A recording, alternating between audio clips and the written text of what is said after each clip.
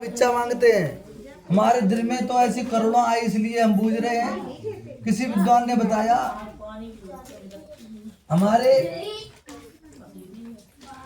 कि हमारी तो भाई नाव में लता पत्ता पके हुए बेल के इत्यादि चीज सामग्री है।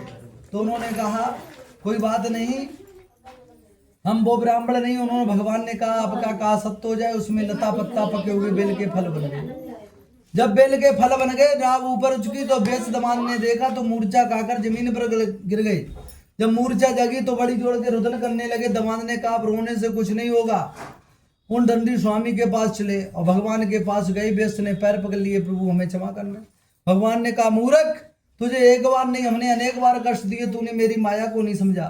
बेस ने कहा प्रभु आपकी माया को तो हम तो तुझ से प्राणी हैं, साधु संत ब्राह्मण ब्रह्मा विष्णु महेश देवता तक नहीं समझ पाए।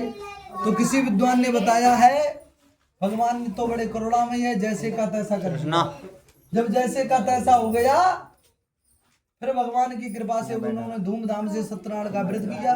व्रत के प्रभाव से धर्मान हो गए, इस लोक को वो कर अंत में वैकुंठ लोक हो गए। अब अपने घर के लिए प्रस्थान किया।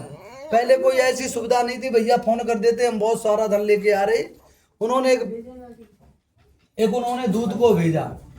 दूत गया, दूत ने कहा आपके पति और दामाद आए, बहुत सारा धन लाए। तो उन्होंने कही कोई बात नहीं। उन्होंने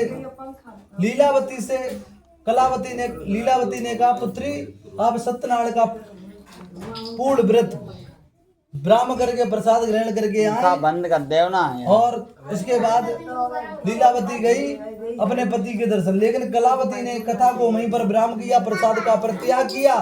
पति की दर्शन की अभिलाषा में दौड़ी तो पति वाली नाव डूब गई। अब तो लीला बड़ी जोड़ के रुदन करने लगी कि चरण खड़ाओ पति के ले आएगी, हम अपने प्राण दे देंगे। भगवान की ऐसी कृपा हुई, आकाशवाणी हुई कि आपकी पुत्री सत्यनारायण भगवान का प्रसाद पर त्याग करके आई। जाकर प्रसाद को ग्रहण करें तो पति के दर्शन जरूर होंगे। कलावती गई, सत्यनारायण का विधि विधान से व्रत किया। व्रत के प्रभाव से वो धनवान हो गई और जाकर प्रसाद ग्रहण किया। आई तो पति के दर्शन हुए।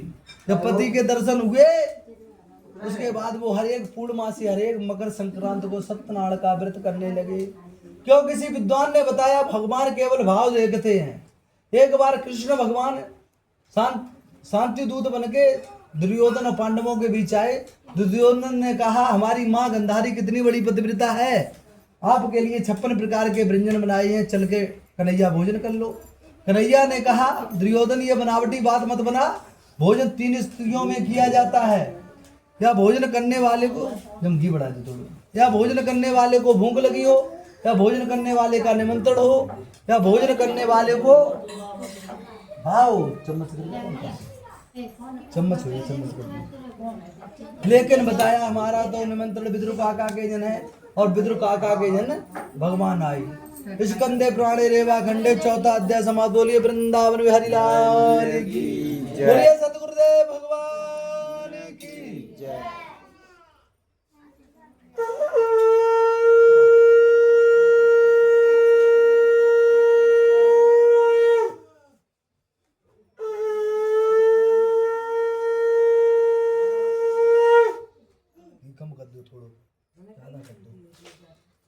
भगवान ने कहा अब आगे की कथा